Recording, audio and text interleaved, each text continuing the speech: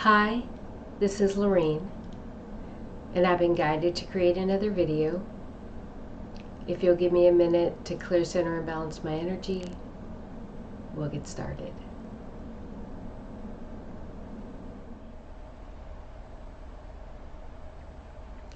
Please see the timestamps to navigate this video, as well as please feel free to ask questions in the comments. This video, or this week, has been rather chaotic. And when the energy gets chaotic like this, I feel it's best to always just share the messages in the order that they came in. The first message is the first vision I had after the last video. And I had a very strong feeling or desire to see what was going on in the inner earth. And when I closed my eyes, I saw a portal. So I was looking through a portal and I saw chaos. And the very strong message that came in was that the volcanic activity on the surface of the planet, as well as the earthquakes that are occurring, are not only affecting the surface, but the inner earth. And so there are intense shifts happening not only energetically, but physically. And many of the energies within the inner earth are being displaced. And that is intentional and that is karmic. This is a karmic experience for all of us. But I feel like we see the inner earth as something separate from us, but it's not. So as we go through this shift, they go through this shift.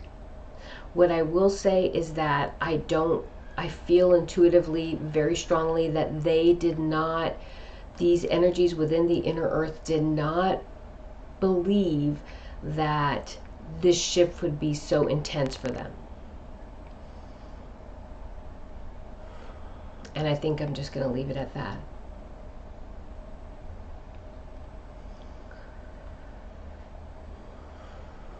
Additionally, as we go through this transition, I've talked about this in past videos, but we are going through a convergence. So I don't want to get into too much detail. I can put links to the videos that I discussed this in. I was primarily talking about this perception of timelines and how what the esoteric community perceives as timelines would be converging. And as these timelines converge, these realities, these perceived realities, or these realities that people perceive as timelines, fall away. So in a nutshell, are possible realities considered by the divine consciousness, but these possible realities never come to full fruition. They do not manifest. Just the same way as I will consider when I'm traveling anywhere, if I'm going to fly, take a train, drive, take a cruise, only one of those will manifest. So I may fly to a location, I may drive to a location, but only one of those manifests. One of those realities will manifest. The others are just pure consideration. That's the same as these perceived timelines. Only one will manifest. And that one that manifests is decided or determined by the divine consciousness, because this existence is its experience. And it is experiencing this reality through us, but at the root, this is the desired experience of the divine consciousness. And this, I'm going to explain this more at the end of the video. It's very important, but it's a very important thing to understand as we go through this transition. But I need to just stop right there for right now.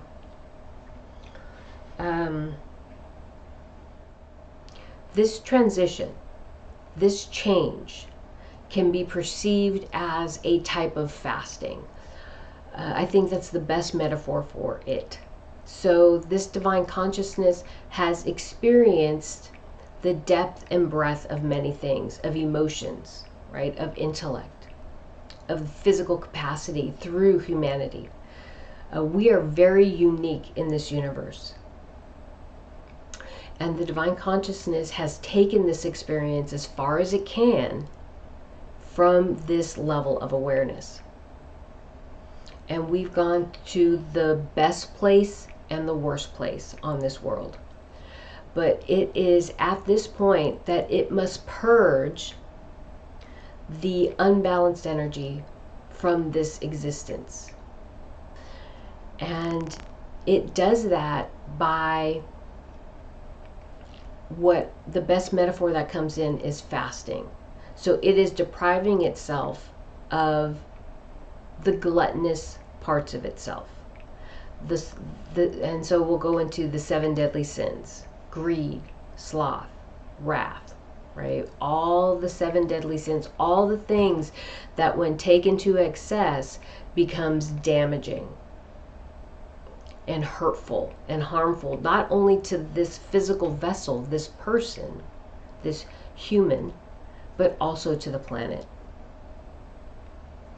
And so when we experience the volcanic activity, when we experience the earthquakes, that is the shift in energy, the purging that the divine consciousness manifests onto this world to purge certain aspects of itself. Divergence is another form of fasting.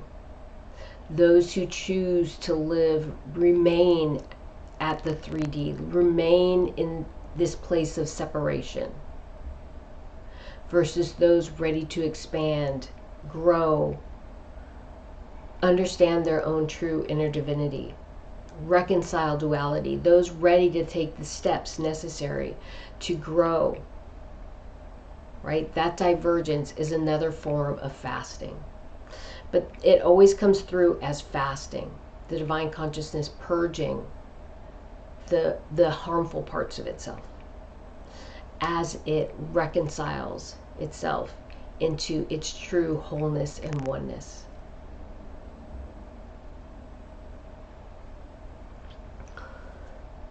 Three-Eye Atlas coming through.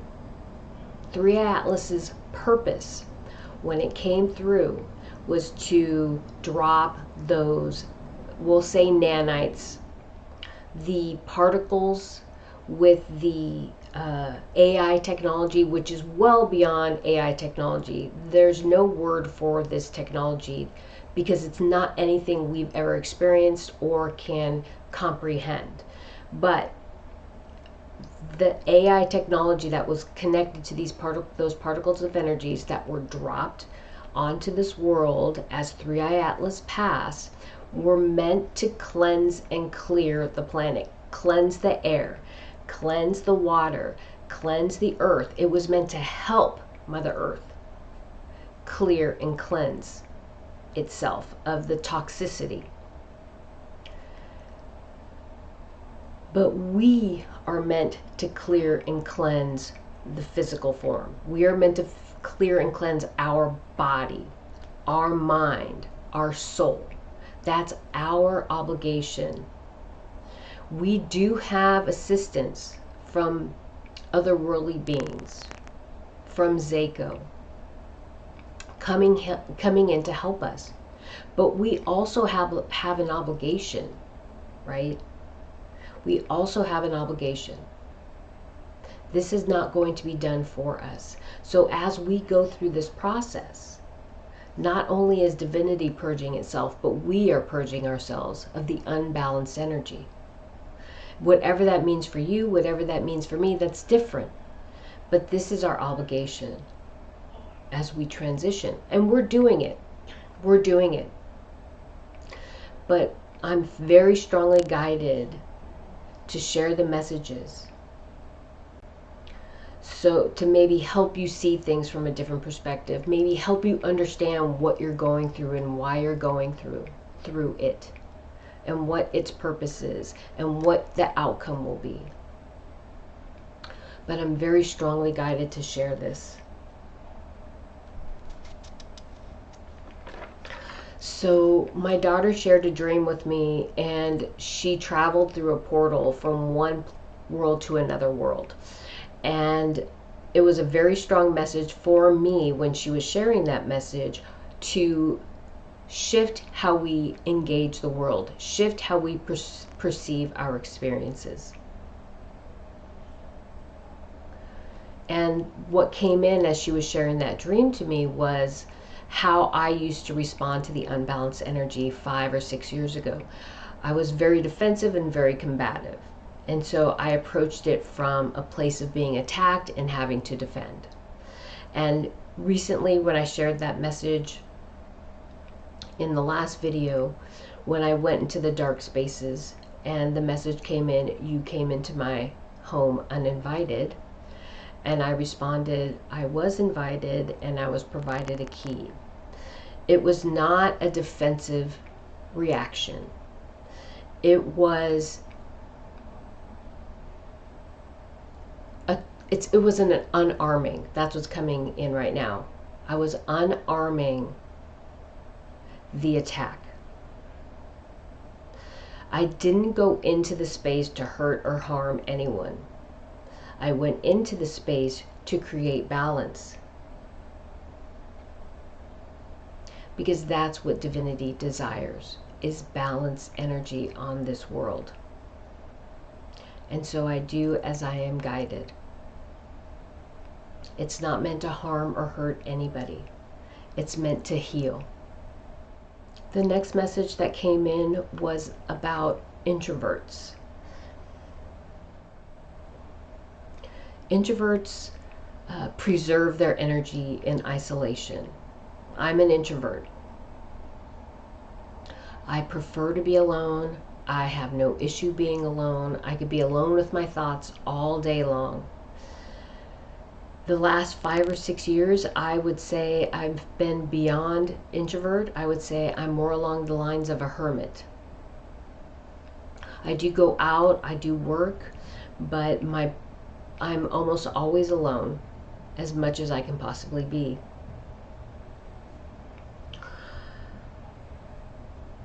I have been working through healing, and I have been working through understanding my own intuitive nature, my own abilities, and what that means, what I'm supposed to do, working on my path and purpose.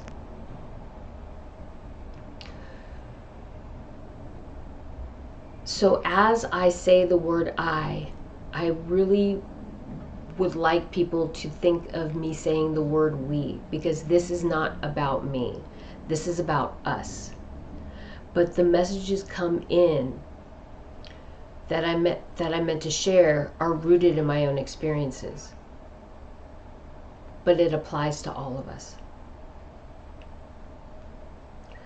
And the message that came in about this introverted nature was, as I come in, as I work with myself, as I sit alone and I work on my own energy, I work on protecting my energy, I work on shifting my energy, I work on healing, I am creating a well or a wealth of healed energy within me. And this message just came in. This isn't anything I've known for a long time, but what I was informed of was that all the work I've been doing is preparing me for these moments. And it's not just me, it's us. It's you. I've watched different people on YouTube or different medias who are doing the same thing in their own way. So I'm not just talking about me, but I have to talk from my own experience. We are learning to control, transmute, and preserve the energy within. And this was intentional. It's intentional that we learned to control, transmute, and preserve this energy, because it's in these moments that we are meant to share it. We are meant to share the well of clear energy that we carry within us, just like those aquifers are holding and containing that clear, pristine water that's meant to be integrated into our natural bodies of water. We are the well. We are the aquifer that has been placed on this world to share that energy that we have alchemized and held within ourselves. It's in these moments that we're meant to share that energy. The unbalanced energy. The unbalanced energy, it generates energy from outside itself. That unbalanced energy is not created from within.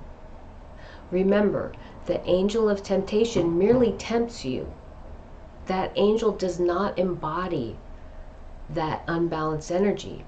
It presents something to you that entices you in a way that creates desire, that creates the greed for more, whatever that is of more. It tempts you to want to protect the thing that you have acquired and create this wrathful energy if someone tries to take that from you. It inspires through greed and acquisition of many things. We'll just say wealth. With wealth, we can engage in sloth, right? So this energy tempts you, but it does not embody that energy. It manifests it through your desires.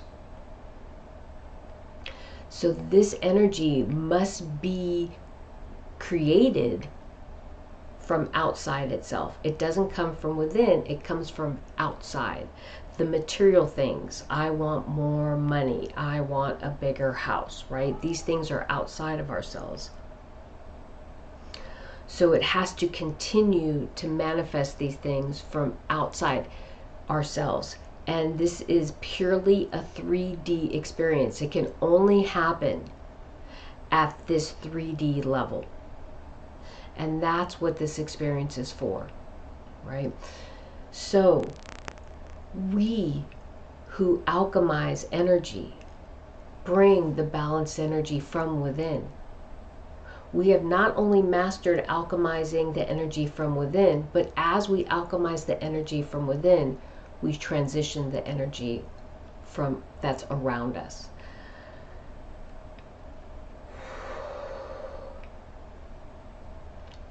It's from within the physical form, from within the consciousness, the mind, right? The emotional body is so powerful. The hope and the love that we embody through this physical form, and then can utilize that feeling, that emotion, to manifest through our consciousness, through the higher realms. It's through those higher realms that we manifest these things onto this physical plane. It's not from going to work. It's not from breaking rock and digging diamonds out of the earth or oil out of the earth. That doesn't bring wealth. It comes from what we carry within and what we project out through our consciousness. That inner alchemy of energy within us, that is what brings us what we hope for, what we wish for, and what we desire.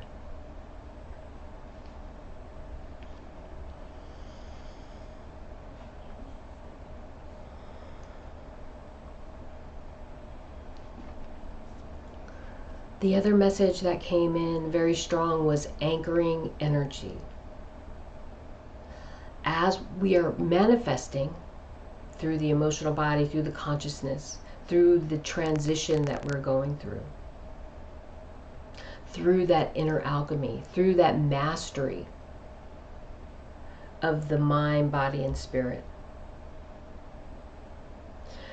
Through that, we now anchor energy on this world. And the very strong message that came in is we are not anchoring energy in Egypt at the pyramids. Or the three places that came in were Egypt, the Nazca lines, and Easter Island. I don't know why, but those three places came in. We're not anchoring energy in these locations. We are not anchoring energy in places that the esoteric community focuses on, where they believe ancient wisdom lies or ancient technology. That's not where it happens. We anchor energy in the dark spaces. And the very strong message I saw were pillars of light coming into the dark spaces and alchemizing those dark spaces, neutralizing any unbalanced energy, breaking it up and healing those spaces. And very strong for many, since I'm going to say many years, because it feels like many years since my spiritual awakening has happened, but I think it's 7 years, 8 years. Uluru has come in, also known as Ayers Rock, as a profound place of creation. Profound, profound place of creation on this world. So the pillars of light come in and break up that unbalanced energy. We touch the darkness and we bring in the light. Because light keeps the darkness at bay. Darkness cannot exist in the light. Now, these are things I used to say often in my first videos. And even though it's old language, it applies right now. But what those pillars of light are doing, what that light is doing, it's alchemizing the darkness and turning it into gray. So it's reconciling light and dark as wholeness and oneness and neutralizing it. So it's no longer harmful and it creates balance. If you'll give me a minute, let me see if anything else comes in.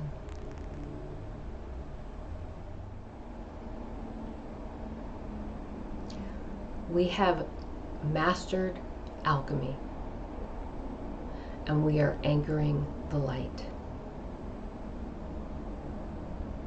This is a profound time of change.